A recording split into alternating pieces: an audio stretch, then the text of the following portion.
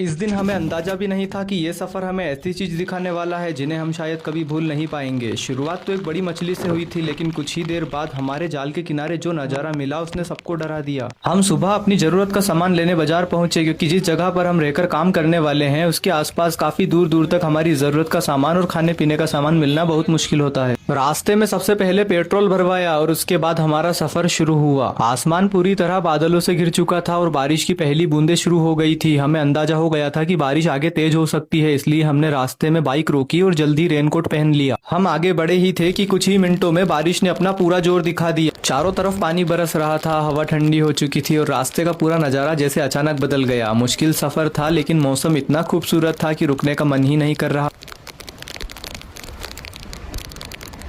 इस खूबसूरत बारिश के बीच हम आखिरकार अपने उस अड्डे तक पहुंच गए जहां अब अगली सुबह हमारे जाल हमारा इंतजार कर रहे थे। दिन काफी लंबा हो चुका था, अब बस एक ही काम बचा था, आराम। रात कब बीत गई पता ही नहीं चला। सुबह आंख खुली तो बाहर का मौसम देखकर समझ आ गया कि बारिश ने रात भर हमारा साथ नहीं छोड़ा था। चारों तरफ पानी बरस रहा था, हवा में ठंडक थी और सुबह का पूरा माहौल कल से बिल्कुल अलग लग रहा था। लेकिन यहाँ बारिश किसी का इंतजार नहीं करती। हमारे साथ रहने वाले लोग भी रेनकोट पहनकर अपने अपने काम के लिए निकल चुके थे। बारिश कितनी भी हो, इन लोगों की जिंदगी नहीं रुकती और शायद यही इस जगह की सबसे खास बात थी। बारिश लगातार हो रही थी और हम भी अपने सफर के लिए तैयार हो रहे थे। रेनकोट पहना और कमरे का दरवाजा बंद किया और बाहर निकल पड़े। हमारे सामने रास्ता नीचे की तरफ उतर रहा है और इसी ढलान से नीचे हमें उस जगह तक पहुंचना है जहां हमारा जाल रात भर पानी के अंदर अपना काम कर रहा है। ऐसा लग रहा है जैसे पूरी जगह ने बारिश की एक अलग ही चादर ओढ़ ली हो। और इस खूबसूरत रास्ते को पार कर कर हम अपनी नाव के पास आ गए हैं। इस नाव में बारिश का पानी काफी ज्यादा इकट्ठा हो गया है। थोड़ी मेहनत के बाद हम अपनी नाव से सारा बारिश का पानी बाहर निकाल देते हैं। आखिरकार हम उस जगह तक पहुंच गए। बारिश की वजह से पानी का रंग और नजारा दोनों बदल चुके थे, इसलिए दूर से जाल को देखकर कुछ भी अंदाजा लगाना मुश्किल था। लेकिन जैसे ही हम उसके करीब पहुंचे, नजरें अपने आप जाल पर टिक गई।